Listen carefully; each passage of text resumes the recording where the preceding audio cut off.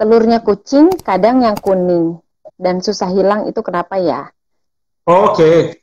Jadi ini bahasa simpelnya tuh biji biji dari kucing jantan.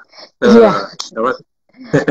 Itu wajar banget sih, karena kondisi yang sering kena minyak itu biasanya yang berdekatan dengan area pembuangan air, Mm-mm. seperti pangkal ekor dan biji-bijian tersebut. Biji-bijian. Jadi memang Itu kondisi jamak ya, lebih dari satu ya. kan lebih dari satu biasanya.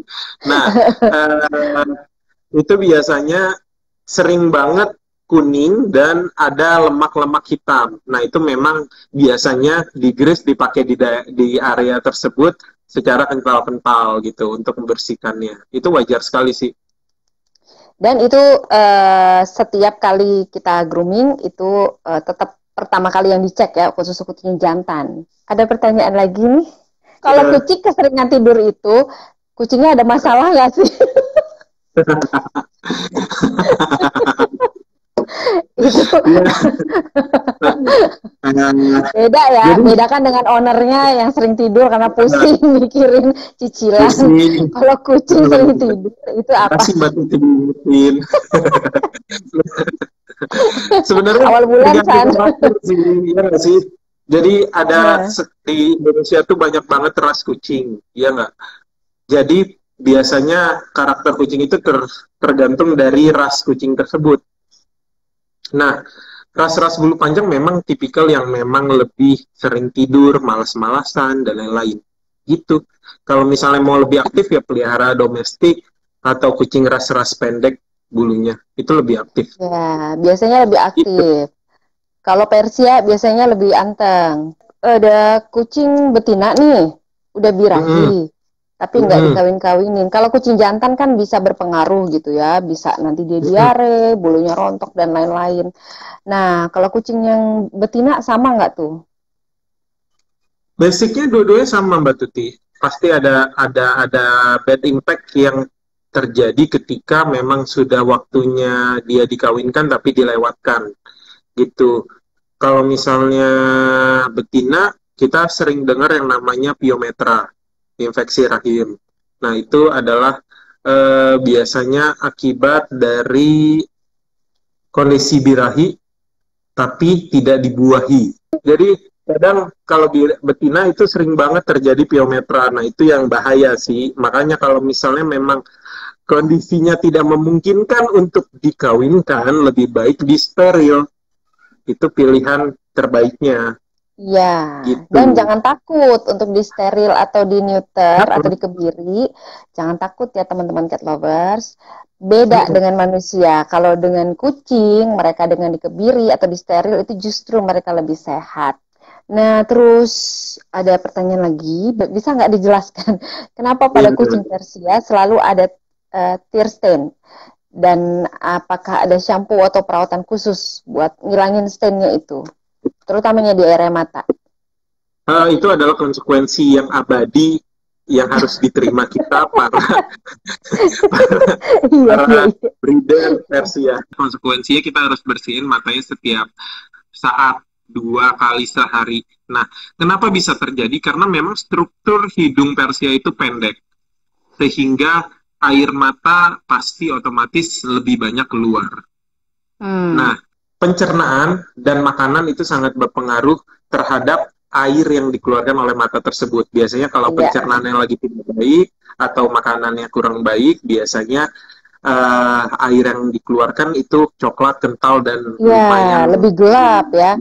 Kalau misalnya kayak gitu, memang harus diperbaiki dulu pencernaan dan makanannya.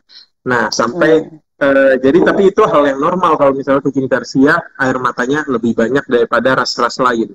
Itu sangat normal.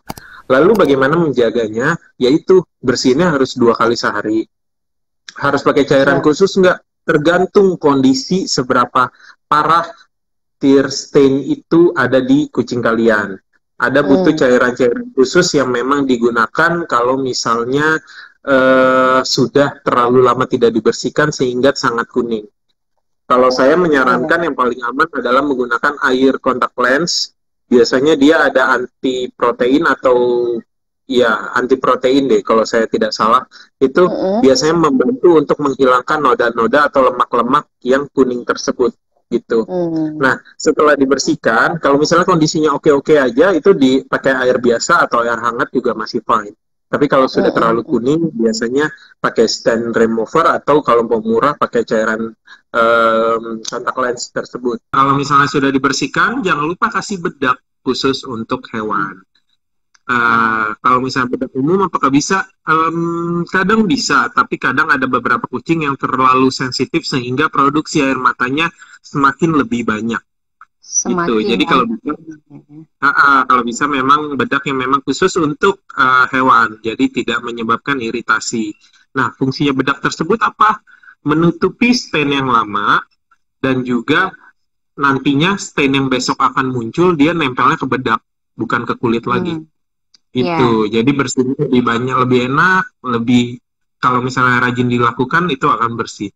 Terus kalau untuk kitten, umur berapa nih boleh dimandikan? Ada yang bilang dari lahir udah boleh, ada yang bilang dari umur 1 bulan. Kalau Ihsan gimana nih? Dan pakai shampoo-nya apa? Kalau saya sih normalnya kalau misalnya Persia memang kan kucingnya juga santuy ya, brojol juga udah cuek. Jadi kadang kita yang bantu buat kelupasin plasentanya, bersihin dan lain-lain, itu biasanya saya langsung mandiin. Nah, buat ras-ras short hair itu kita nggak perlu mandiin sih sebenarnya. Saya kadang kalau misalnya ras-ras short hair itu biasanya setelah pas mau vaksin baru saya mandiin. Gitu. Dari itu saya mandiin karena memang kondisi bulunya pasti aman, nggak ada jamur karena kan nggak long hair ya, nggak lembab dan lain-lain. Tapi kalau long hair biasanya saya mandiin dulu supaya benar-benar bersih. Oke, kalau Ihsan sendiri kalau untuk kucing-kucing yang ada paling yang paling suka tuh ras yang mana? Persia tentunya, iyalah. Persia adalah salah satu ras yang bikin aku passion banget di grooming gitu. Jadi kayak kalau misalnya berhasil kayak bakalan bangga banget gitu. Nah, kita sekarang mau bertanya tentang perawatan harian nih.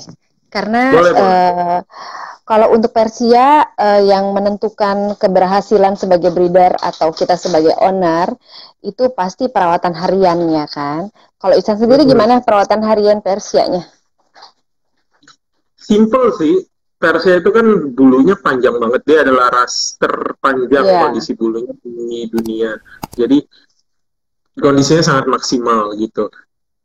Kalau saya adalah breeder yang paling cuek sejujurnya dibanding sama yang lain gitu. Dan kalau misalnya saya juga jarang ikut show dan lain-lain, cuman dulu sempat beberapa kali. Nah, saya kalau misalnya memang kondisi kucingnya memang mau dilepas atau mau ikut show, pasti itu membutuhkan perawatan yang lebih ekstra, Mbak Tuti. Pasti. Jadi kita benar-benar maintain tempat, terus perawatan harian dan lain-lain. Tapi kalau misalnya memang buat pelihara saja atau breeding, saya sih sesimpel ya udah lion cut dulu aja gitu. Sesimpel itu. Jadi perawatannya lebih simple. Nah, apa saja yang dilakukan, at least grooming itu paling tidak seminggu sekali, paling tidak seminggu sekali itu paling tidak. Kalau misalnya memang udah mau show, kita 4 hari sekalian. 4 hari sekali maksud. 4 hari sekali maksudnya ya. 4 hari sekali. Nah, lalu sehari apa-apa ya biasa. Duduk, basahin kapas, lap-lap, lap tisu, bedakin, gitu-gitu aja terus. Itu kayak rutin, kayak apal banget sambil kita nonton YouTube juga bisa gitu, nggak perlu lihat kucingnya saking kita lakuin gitu. Ya gitu terus kita jaga banget kondisi kandang supaya nggak lembab, terus suhu di kamar tetap oke dan lain-lain, karena lembab sedikit jamuran, basah sedikit stain, gitu-gitu aja. Ya, dan itu sepertinya mengikuti daerah yang benar. kita ada di situ gitu kan. Jadi misalnya teman-teman main ke breeder yang ada di luar negeri, misalnya di Eropa atau di pokoknya daerah yang memang bercuacanya tidak tropis seperti kita. Dingin. Jadi kita tidak bisa mengadop apa yang mereka lakukan gitu. Misalnya dari Benar. lantainya, mereka pakai lantai kayu gitu ya, karena mereka di sana dingin. Kalau kita terapkan di sini, kita udah cuacanya tropis, lantainya kayu, panas, wah bisa rontok itu bulu kucingnya semuanya. Benar-benar. Panasan deh. Di Indonesia pun kayak gitu, kayak beberapa daerah seperti kalau kemarin saya juga sempat nonton Mbak Tuti sama Pak Muhammad, ada ruangan-ruangan yang memang sebagus itu kan ventilasi udaranya gitu. Ya. Jadi udara di sana tuh kalau misalnya nggak pakai AC pun kayak udah pakai AC pas kita lagi di Jakarta Iya. atau BSD gitu. Jadi ruangan Nah, AC-nya itu benar-benar dingin gitu. Kalau you ke sana pakai celana pendek benar-benar bisa menggigil gitu. Nah, itu kondisi-kondisi yang menentukan sih sebenarnya. Begitu. ya, apalagi seperti kalau di Kalimantan tuh kan cuacanya panas banget ya, sama kayak di Makassar dan seperti di Bali sama. Itu panasnya tuh panas hawa laut gitu, jadi panas banget.